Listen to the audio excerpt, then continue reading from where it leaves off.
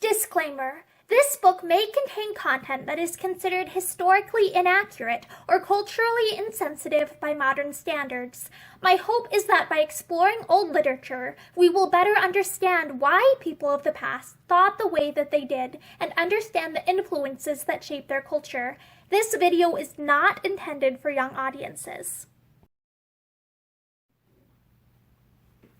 Hi, I'm Morgan, and today I will be reading a story from Myths from Many Lands. And this is from, I believe, a series called The Children's Hour, and this is the second book in that series, and it was published by Houghton Mifflin Co. in 1907.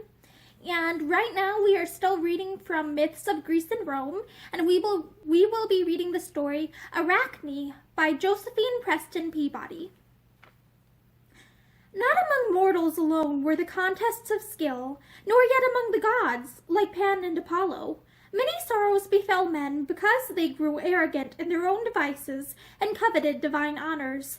There was once a great hunter, Orion, who outvied the gods themselves, till they took him away from his hunting grounds, and set him in the heavens, with his sword and belt, and his hound at his heels. But at length jealousy invaded even the peaceful arts, and disaster came of spinning. There was a certain maiden of Lydia, Arachne by name, renowned throughout the country for her skill as a weaver. She was as nimble with her fingers as Calypso, that nymph who kept Odysseus for 7 years in her enchanted island. She was as untiring as Penelope, the hero's wife, who wove day after day while she watched for his return.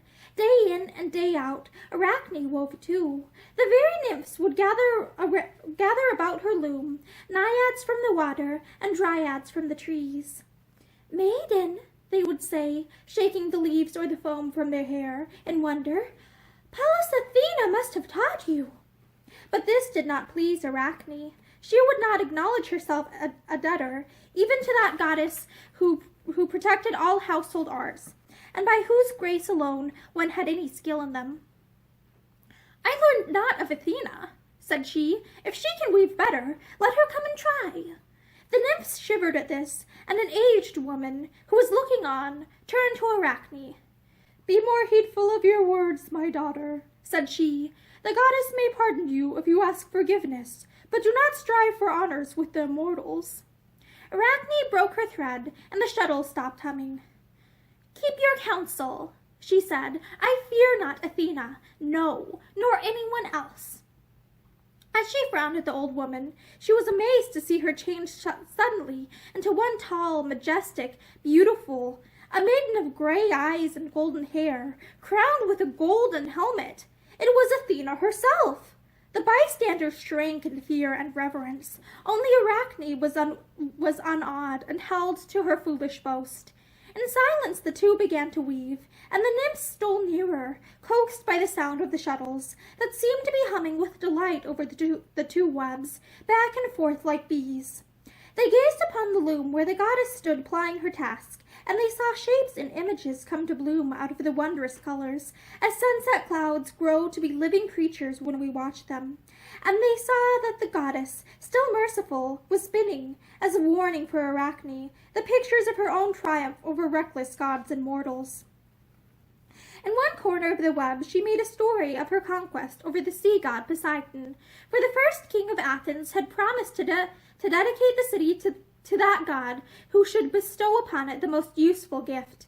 Poseidon gave the horse, but Athena gave the olive, means of livelihood, symbol of peace and prosperity, and the city was called after her name. Again she pictured a vain woman of Troy, who had been turned into a crane for disputing the palm of beauty with a goddess. Other corners of the web held similar images, and the whole shone like a rainbow. Meanwhile Arachne, whose head was quite turned with vanity, embroidered her web with stories against the gods, making light of Zeus himself and of Apollo, and portraying them as birds and beasts. But she wove with marvelous skill. The creatures seemed to breathe and speak, yet it was all as fine as the gossamer that you find on the grass before rain. Athena herself was amazed. Not even her wrath at the girl's insolence could wholly overcome her wonder. For an instant she stood entranced. Then she tore the web across, and 3 times she touched Arachne's forehead with her spindle. "Live on, Arachne," she said, and since it is your glory to weave, you and yours must weave forever. So saying, she sprinkled upon the maiden a certain magical potion. Away went Arachne's beauty.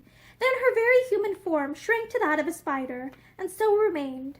As a spider, she spent all her days weaving and weaving, and you may see something like her handiwork any day among the rafters. And that is the end of Arachne by Josephine Preston Peabody. And thank you for joining me for a myth from many lands. I hope you will join me for more. Thank you, and have a great day.